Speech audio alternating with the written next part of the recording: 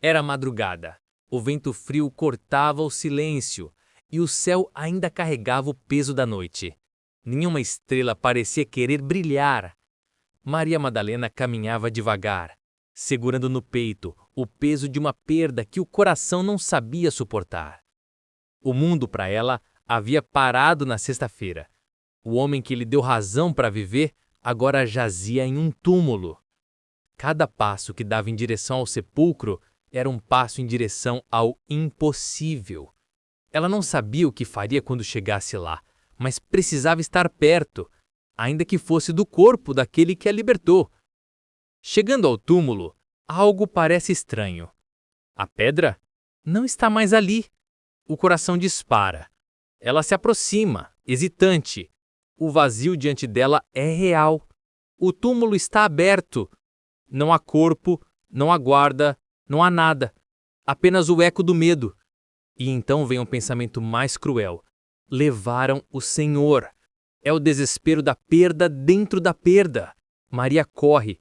O corpo pode ter sido tirado, mas ela ainda pode encontrar respostas. Ela encontra Pedro e João e grita, ofegante: tiraram o Senhor do sepulcro e não sabemos onde o colocaram. A notícia é como fogo em palha seca. Pedro e João disparam em direção ao túmulo. João corre mais rápido, mas para na entrada. Pedro, impetuoso como sempre, entra.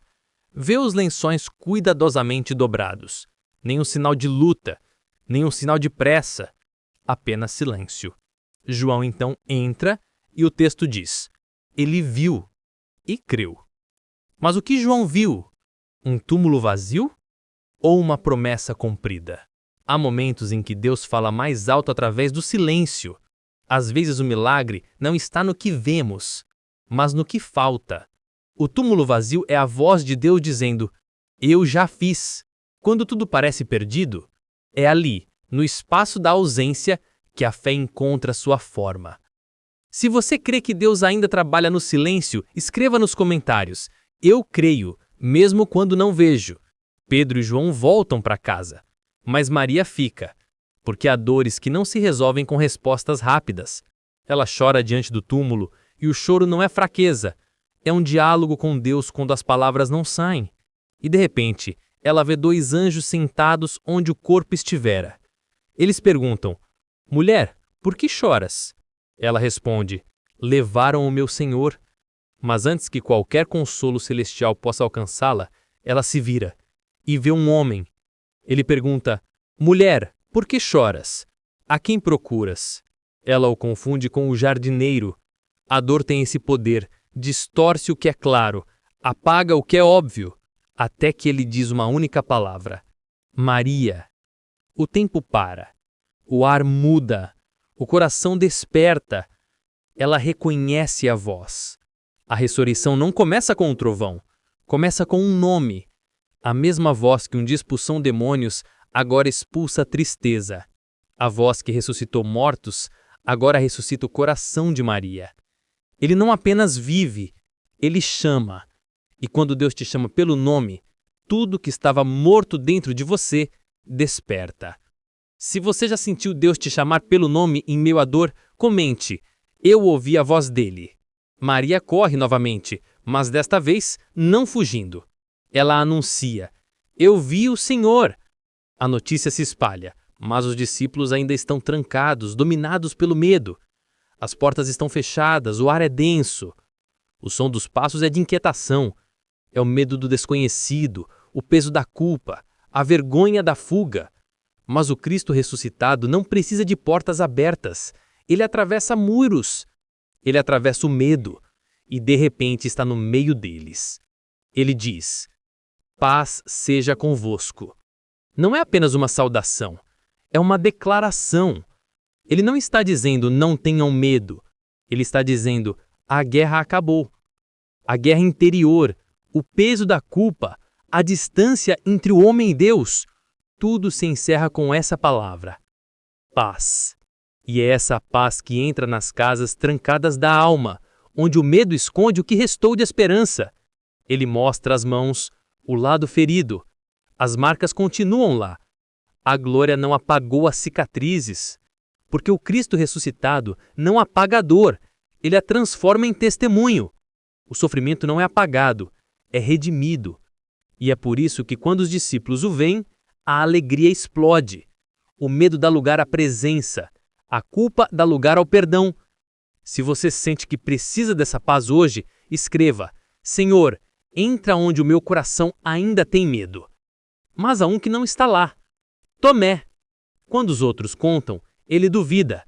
Se eu não vir, não acreditarei. E quem pode julgá-lo? Todas nós já fomos Tomé em algum momento. Queremos provas. Queremos sentir antes de crer. Queremos entender antes de confiar. Mas a fé não é uma equação lógica. É uma entrega. É dizer sim, mesmo sem mapa, mesmo sem garantias. 8 dias passam e Tomé ainda não crê. Mas Jesus volta. Ele sempre volta. E entra novamente pelas portas trancadas. Olha para Tomé, sem condenar. Apenas estende as mãos e diz: toca aqui. É como se dissesse: eu te conheço, sei da tua dúvida, mas ainda vim por você. Tomé toca, e nesse toque tudo muda. A incredulidade se curva diante da presença. Ele diz: meu Senhor e meu Deus. E Jesus responde: porque me viste, creste. Bem-aventurados os que não viram e creram. Essa é a mensagem de João 20. A fé que nasce no invisível. A confiança que floresce no escuro. A esperança que resiste mesmo quando o mundo diz que acabou. Se você quer ter uma fé que não depende de provas, declare nos comentários: eu creio mesmo sem ver. A ressurreição não é apenas um evento distante, é um convite diário. É Deus dizendo: eu posso transformar o fim em começo, a dor em propósito, o silêncio em revelação. Toda vez que o desânimo tenta te enterrar, o túmulo vazio te lembra: eu venci. Toda vez que a culpa tenta te prender, as mãos marcadas de Jesus te lembram: eu te perdoei. Toda vez que o medo tenta dominar, ele entra, mesmo com as portas fechadas, e sussurra: paz seja contigo. Se essa mensagem fala com você, comente agora: eu recebo a paz de Cristo. Maria viu e correu. Os discípulos viram e se alegraram. Tomé tocou e se rendeu. Cada um deles teve um encontro diferente, mas o mesmo Cristo. E hoje ele ainda se revela, talvez não diante dos olhos, mas dentro da alma. Talvez agora você se sinta como Maria, chorando diante do túmulo do que perdeu, ou como Pedro, preso ao arrependimento e à culpa, ou como Tomé, cético, cansado, pedindo provas. Mas a fé não é uma equação lógica, é uma entrega. É o poder de João 20 é esse. A fé não é o contrário da dor, é o que sobrevive dentro dela. A esperança não nasce quando tudo dá certo. Ela floresce no chão da perda, quando Deus decide reescrever o impossível. A ressurreição não apaga a cruz, ela dá sentido a ela, porque a cruz foi o preço e a ressurreição é a prova. Se essa palavra tocou o seu coração, deixe o like nesse vídeo e compartilhe com alguém que precisa de esperança hoje. E talvez você esteja enfrentando uma madrugada parecida com a de Maria, fria, silenciosa, escura, mas o amanhecer vem, sempre vem, porque onde há fé, o túmulo nunca é o fim. Onde há Cristo, a escuridão nunca vence. E onde há amor, sempre haverá recomeço. Hoje Jesus continua chamando nomes, talvez o seu. E quando ele te chama, não é para lembrar da dor, é para te lembrar que ainda há vida depois dela. O Cristo vivo não se apresenta com espetáculo, ele se revela na simplicidade, na voz mansa que acalma o medo, no perdão que limpa o coração, no toque que cura o invisível. Se essa mensagem te edificou, escreva: eu escolho viver a ressurreição todos os dias. Curta esse vídeo, inscreva-se no canal e compartilhe com alguém que precisa sentir o amor de Deus hoje. Porque talvez por meio do seu gesto, uma nova fé renasça em outro coração. João 20 não é apenas sobre o que aconteceu, é sobre o que ainda acontece. Cada novo dia é uma lembrança de que o túmulo está vazio e o amor continua vivo. Cristo venceu, e por causa disso, o medo já não tem a palavra final. A história não termina na cruz. Ela começa no túmulo vazio.